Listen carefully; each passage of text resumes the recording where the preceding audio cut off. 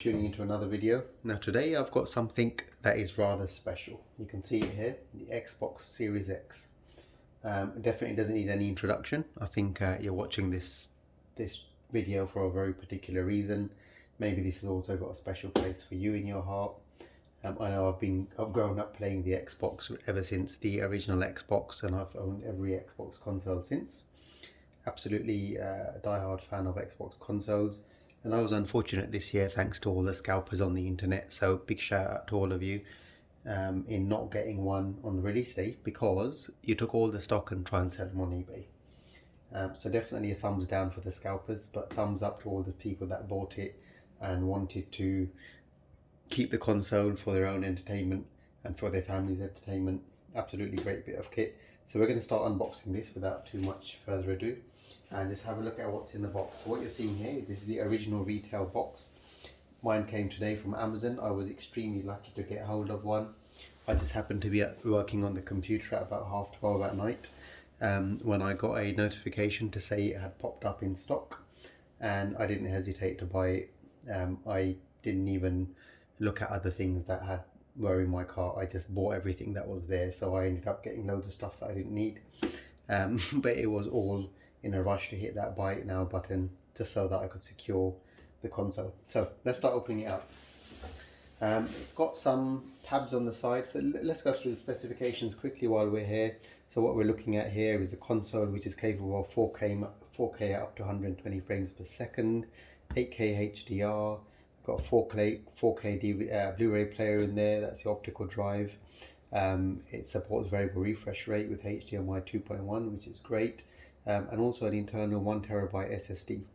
So this should be an easy open box, I believe. It's got these sealed tabs on the side, which you can just lift up and pull back. So let's go ahead and do those on both sides now, and let's get straight inside because I'm eager to get my hands on this console and then eventually fire it up for you and see what it's all about.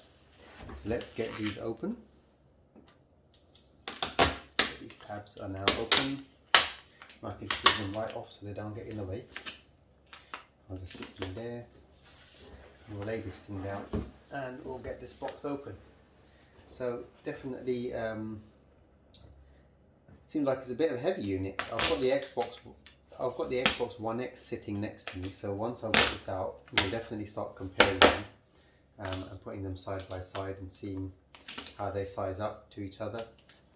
It definitely feels like a heavier unit, and I'm not really sure what to expect, to be honest. I've seen the videos of it. I'm sure you watched another million unboxing videos. Wow, there it is.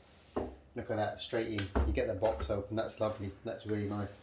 You're in the box, and the first thing that you see, power your dreams, and straight away it's there. That is the console. It looks a bit smaller than I expected, which is a good thing. I'm glad to see it's not an absolute behemoth the size of the box itself. A very, very heavy unit. So I'm just going to set that down aside for a second and see what is in the box, and then we'll come back to this. Let's set that on the side. I think it's on its stand there, so just get this out of the way very quickly so we can get straight into looking at the console itself. Bit of paperwork explaining the ports there. So we've got the storage expansion, which we'll see physically in a minute on the console, HDMI, got a power cable, an Ethernet port, a couple of USB-A ports, no USB-C ports on this console, I believe. And what we'll also see is we'll see another one on the front panel of the console, and just some instructions around the joypad and how to put the batteries in there as well. Usual paperwork, good stuff. Let's get out of the way. So this box at the back is probably going to have a power supply in it. Definitely a UK model, UK power supply, good to see that. Standard figure of 8 power connector there, so if you've got something in your TAV unit that you're replacing, maybe you don't need to run cables again, that's figure of 8 power cable, which is good. And hopefully we're not going to see a power brick. Hopefully the power supply is built straight into the console. So we'll just put that aside. Joypad, so the new joypads. I will be doing comparison of the new joypad versus the old joypads of the last 2 generations in another video. But for now, let's just have a quick look at that. There you have it. Now that's got a very nice feel to it. It might be quite difficult to see, but if I zoom in there, what you'll be able to see, hopefully, if it focuses, is there's a it's a matte finish, and it's got textured finish. So you're getting sweaty hands while you're playing, that's going to hold you better hold that quite well. That's going to be quite easy to handle. It's got a really nice textured grip. The triggers also have a textured finish on them, if you can see that there. That's going to stop your fingers slipping off there, and I must say the triggers feel extremely responsive. I like the feedback on there already. And the bumpers, good old bumpers, they're firing fantastically. You're just resting your fingers on the corner there, you don't need to get all the way over them, and you're hitting the bumpers there and you've got your fingers on the triggers ready to go as well, so that's great. The D-pad, this is going to be interesting. So they've got a new take on the D-pad. They've been through many iterations, some of them not great, some of them great. This one looks like it's going to be particularly interesting. So you've got a dish-shaped design here, if you can see that, and your finger's going to rest quite, that holds your thumb really well. So the thumb's sitting in there, it's not really going anywhere, and you've got a really satisfying click of the switches under these D-pad directional pads. That's fantastic. The thumbsticks feel much the same as the Xbox One X controller thumbsticks, and you wouldn't really want them to change, because why would they change something so perfect? Personally, the Xbox controller is probably my favorite controller.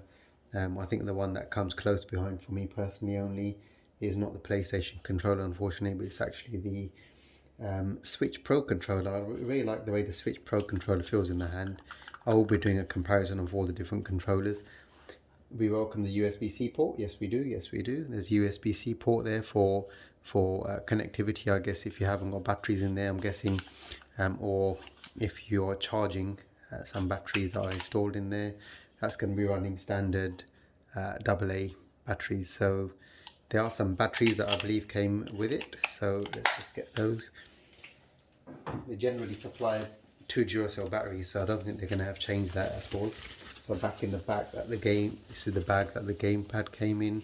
Yes, and we can see there are 2 Duracell batteries included in the package. So if you don't have any batteries to hand, you're okay. They've got you. Microsoft have got you. So back to the box. I think this is pretty much the last thing we're going to see in here. HDMI cable. So this is an ultra high speed HDMI cable. So it's quite significant. Most people won't pay attention to the differences in the HDMI spec. This is what I believe is going to be a HDMI 2.1 cable, and they're referring to it as an ultra high speed cable.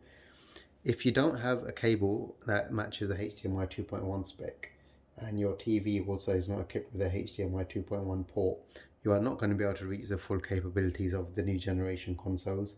I know personally on my Xbox One X, connecting to the TV even with a HDMI 2.1 cable, and it supposedly supports HDMI 2.1 spec, I cannot reach 120 Hz on 4K, but then I think the Xbox tops out somewhere at 60K for 4K anyway. I have to drop the resolution, and if I want to achieve a faster frame rate up to 120 Hz, I've got to drop to a slightly lesser resolution than 4K. In this case, with this new specification, we should theoretically be able to reach 4K at hopefully 120 frames per second. The console says it's capable of it, so we're going to find out once we've got everything turned on, and see just how well it performs compared to the old one. So there's only a bit of paperwork left in the box. There's nothing else in there. The bottom of that looks hollow. So I'm going to set the box aside, and we're going to start unpacking the console, because that really is what you're here to see, and that's what I'm dying to see as well. So let's get this bit of cardboard off. We definitely want to power our dreams. We're going to be powering our dreams very soon. Put that away.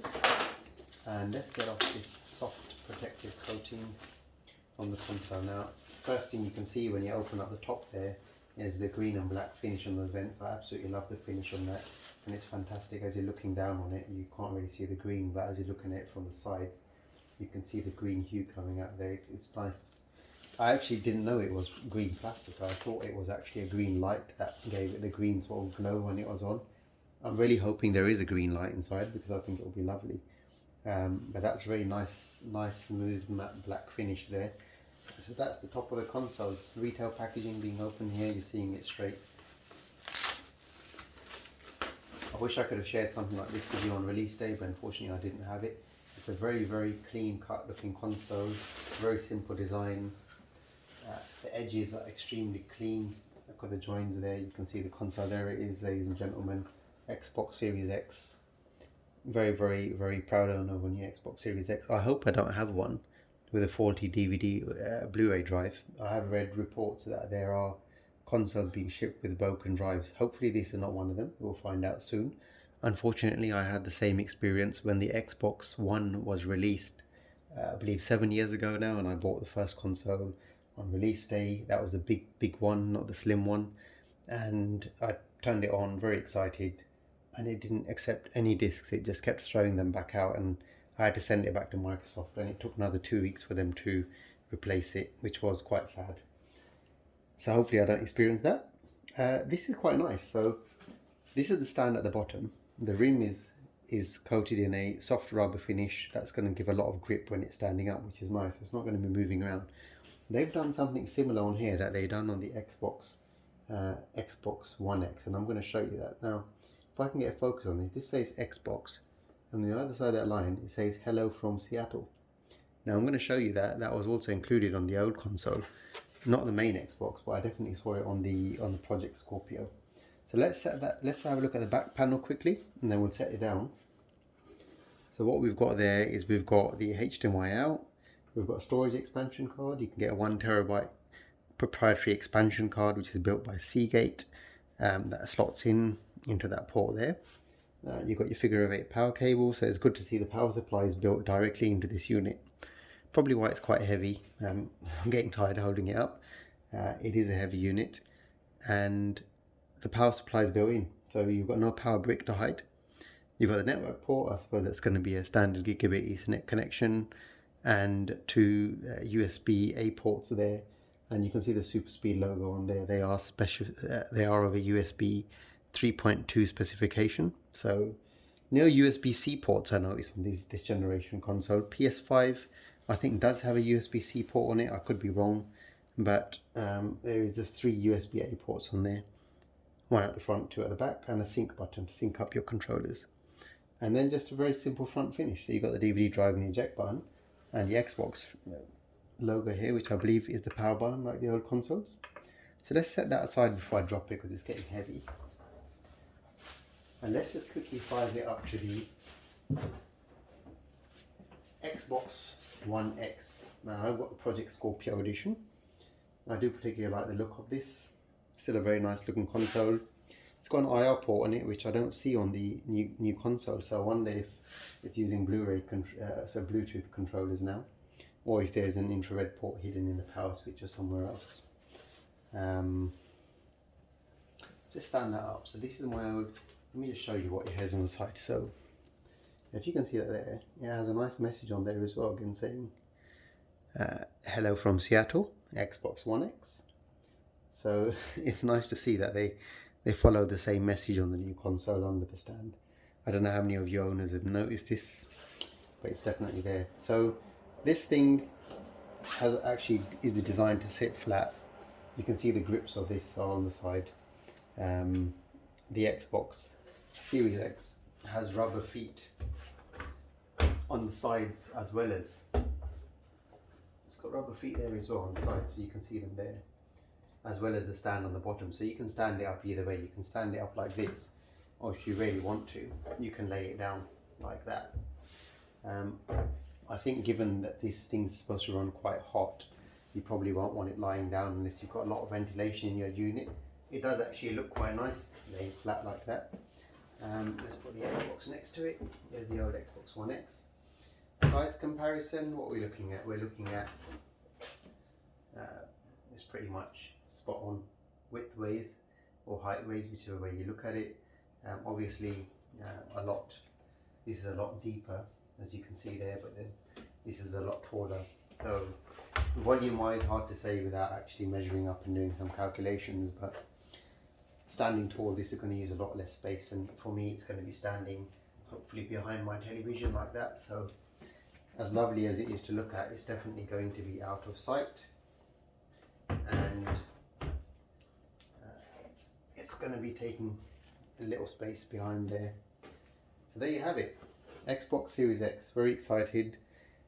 I'm going to go and power this on now, so I'm going to go connect it all up. Once it's all connected up, I'm going to record another video of the actual powering on of this console and the first initial setup screens, just so you get an idea of what it looks like when you first turn it on. I'm sure you've seen a million other videos out there before, but I've recorded my take and experience on it to share it with you all.